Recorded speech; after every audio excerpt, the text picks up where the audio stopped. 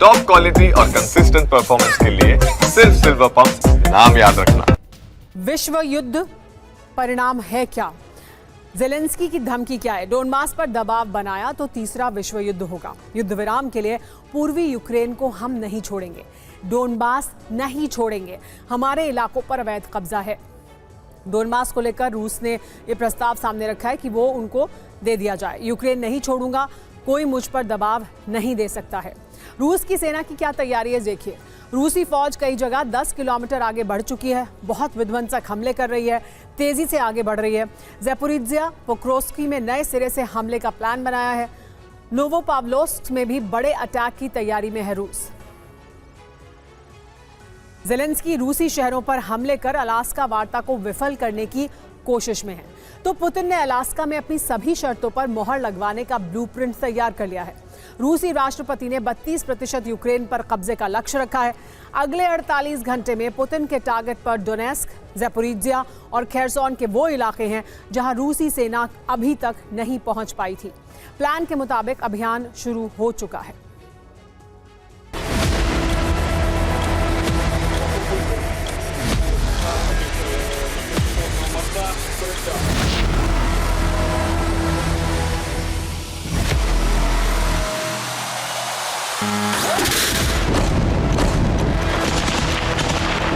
Alaska में होने वाली पुतिन ट्रंप की वार्ता में अब 60 घंटे से भी कम का वक्त बचा है।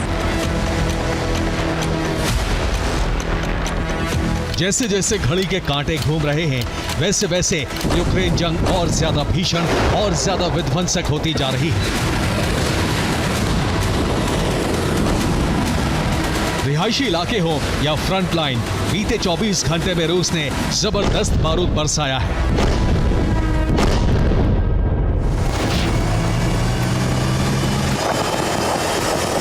पुतिन सेना के आक्रामक रुख से कीव में खलबली मच गई है। ज़ेलेंस्की ने अपने टॉप कमांडर्स की इमरजेंसी मीटिंग बुलाई है। जंग का पूरा फोकस ज़ैपोरिज्जिया और डोनेस्क पर शिफ्ट करने का आदेश दिया गया है। 5000 सैनिकों की टुकड़ी डोनेस्क भेजी गई है, वहीं ज़ैपोरिज्जिया में और यूक्रेनी बटालियन भेजी जा रही है। ज़ेलेंस्की की इस मीटिंग और बौखलाहट की वजह पुतिन का वो मिशन है जो पूरा हुआ तो अलास्का वार्ता में पुतिन की शर्तों पर मोहर लगाने से कोई नहीं रोक पाएगा।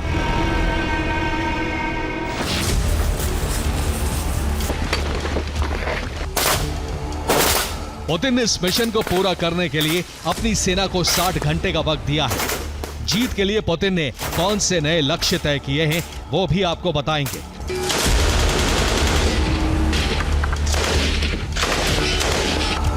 लेकिन उससे पहले बीते 24 घंटे में रूस को डोनेस्क में मिली कामयाबी के बारे में आपको बताते हैं,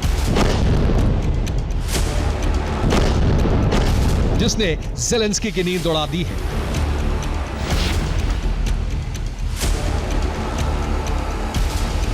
पुतिन की सेना ने पेट्रोव्का पर कब्जा कर लिया है। यह डोनेस्क के अहम शहरों में से एक है।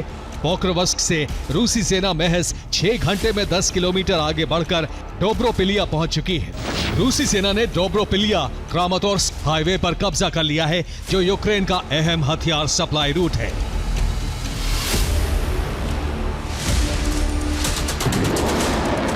डोनेस्क में मिली इसी कामयाबी ने ज़ेलेंस्की और उनके कमांडर्स को हैरान कर दिया है। यूक्रेनी राष्ट्रपति को डर है कि अगर रूसी सेना को नहीं रोका गया तो वार्ता में यूक्रेन पूरी तरह से बैकफुट पर होगा।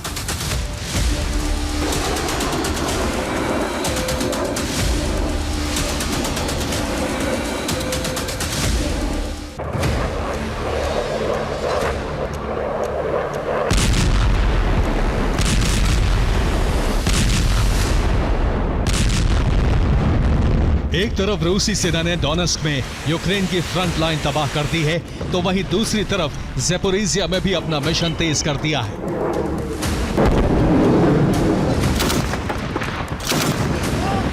ज़ैपोरिज्जिया के 72% हिस्से पर रूस का कब्जा है। पुतिन की कोशिश बचे हुए 28% हिस्से पर कब्जे की है। रूस ने ज़ैपोरिज्जिया में हजारों पैराट्रूपर्स को उतारा है, जिन्होंने बीते 24 घंटे में 137 जगहों पर हमले किए हैं। सबसे ज्यादा हमले ओरिखीव और होलियापोल में किए गए। रूसी सैनिकों की कोशिश इस इलाके में मौजूद यूक्रेनी फ्रंट लाइन को तोड़कर आगे बढ़ने की है।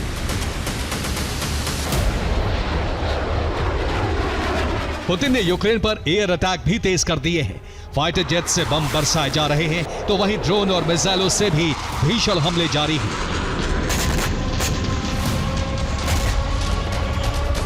एयर अटैक में रूस के टारगेट पर रिहायशी इलाके हैं। पुतिन की नीति रिहायशी इलाकों पर हमला कर यूक्रेनी सैनिकों का मनोबल तोड़ने की है।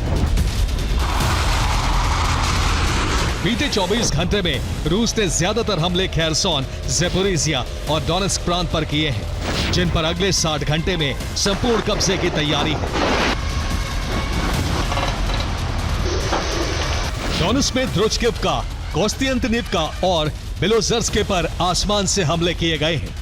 यहां करीब 58 ड्रोन दागे गए। ज़ेपोरिज़िया में रूसी एयरफोर्स ने एरियल गाइडेड बम गिराए। एक बम ज़ेपोरिज़िया बस स्टैंड पर गिरा, तो वहीं दूसरा ज़ेपोरिज़िया मेडिकल यूनिवर्सिटी के पास गिरा। खेरसोन में भी रूस ने 32 ड्रोन दागे। हमले में 2 अपार्टमेंट तबाह हो गए, वहीं करीब 30 घरों को नुकसान पहुंचा है।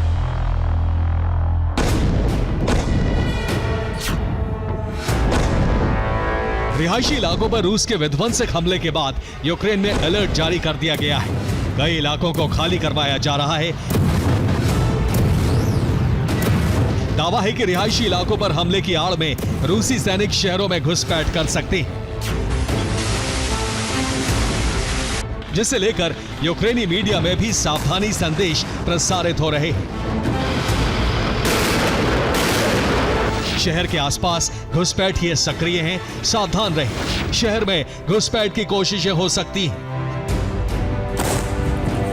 पुतिन को यूक्रेन में बड़ी कामयाबी भले ही बीते 24 घंटे में मिली है, लेकिन इसका ऑपरेशन 1 हफ्ते पहले ही शुरू हो चुका था।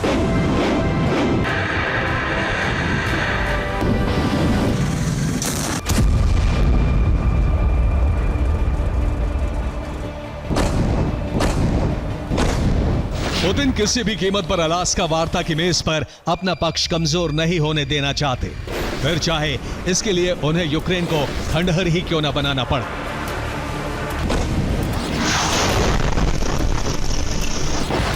पुतिन सेना के हमलों को लेकर ज़ेलेंस्की का भी बयान सामने आया है।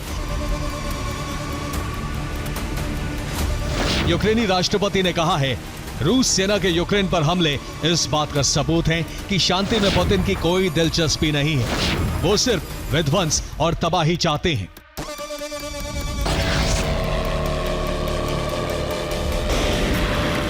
साफ है, अगले 60 घंटे यूक्रेन में बेहद विध्वंसक होने वाले हैं, जो ये तय करेगा कि अलास्का वार्ता में पुतिन की सभी शर्तें पूरी होंगी या फिर यूक्रेन जंग में युद्ध विराम की यह कोशिश भी बेनतीजा निकलेगी। Bureau report, TV9 Bharatvarsh.